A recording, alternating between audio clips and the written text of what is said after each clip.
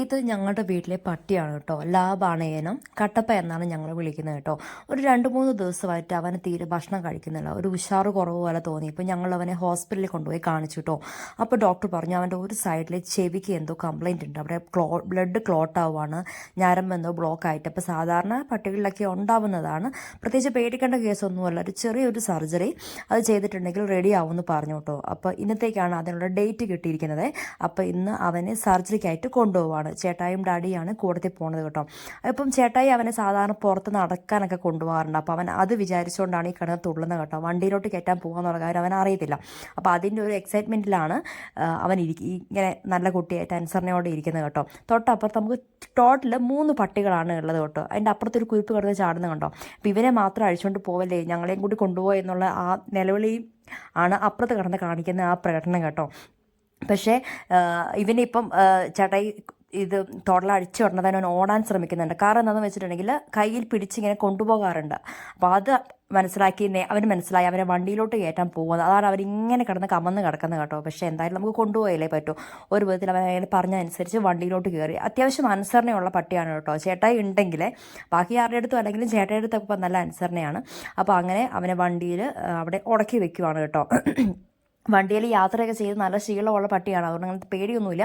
പക്ഷേ സർജറി എന്താവും എന്നുള്ള കാര്യത്തിൽ അവൻ എങ്ങനെയാണ് കോപ്പറേറ്റ് ചെയ്യുക എന്നൊക്കെ നമുക്ക് നല്ല ടെൻഷനുണ്ട്. കാരണം എല്ലാവരുടെ അടുത്തും ഒരേ ഒരു മൈൻഡിൽ നിൽക്കുന്ന ഒരു പട്ടിയല്ല. നമ്മുടെ വീട്ടിലുള്ളവരോട് കുഴപ്പമില്ല, പക്ഷേ ബാക്കിയുള്ളവരോടൊക്കെ അവൻ എങ്ങനെയായിരിക്കും ഉള്ള കാര്യത്തിൽ നമുക്ക് കുറച്ചൊരു ടെൻഷനുണ്ട് കേട്ടോ.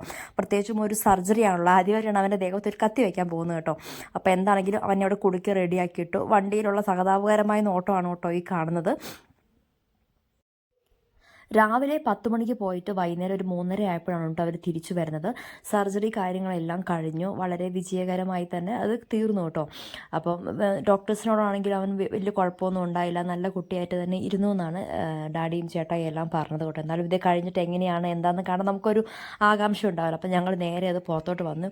സാധാരണ തലയൊക്കെ ഇട്ട് പുറത്തോട്ട് നോക്കേണ്ടതാണ്, പക്ഷെ അവനെ കണ്ടേ ഇല്ല കേട്ടോ. അതിനകത്ത് പിന്നെയാണ് മനസ്സിലായത് അവൻ ആ സഡേഷൻ്റെ ഒരു ഇതിൽ വണ്ടിയിൽ കിടക്കുകയായിരുന്നു. എന്തായാലും ഡോറ് തുറന്ന പാട് തന്നെ ഭയങ്കര പേടിച്ചു പോയെന്ന് തോന്നുന്നു, എന്താണെന്ന് അറിയത്തില്ല. ഡാഡിയുടെ ഇടയിൽ ഇങ്ങനെ പമ്മി ഇരിക്കുമായിരുന്നു. ഡോറ് തുറന്ന പാടെ അവൻ പുറത്തോട്ട് ചാടി ഇറങ്ങി. ആ ഒരു ചെവി കണ്ടോ, അവിടെയാണ് കേട്ടോ അവന് സർജറി ചെയ്തേക്കുന്നത്.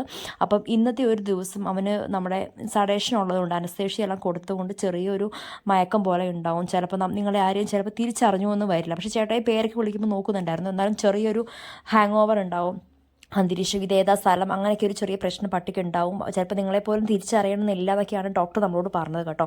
അപ്പോൾ എന്തായാലും അധികം ചൊറിച്ചിലൊന്നും ഉണ്ടാവാതെ അല്ലെങ്കിൽ കൈ കൊണ്ടോ കാലുകൊണ്ടോ തട്ടിക്കളയാതിരിക്കാൻ വേണ്ടി ഈ ഒരു സാധനം കൂടി ഇട്ടോ എന്ന് ഡോക്ടർ പറഞ്ഞിട്ടുണ്ടായിരുന്നു. അങ്ങനെ നമ്മൾ അതും കൂടി ഇട്ട് കൊടുത്തു.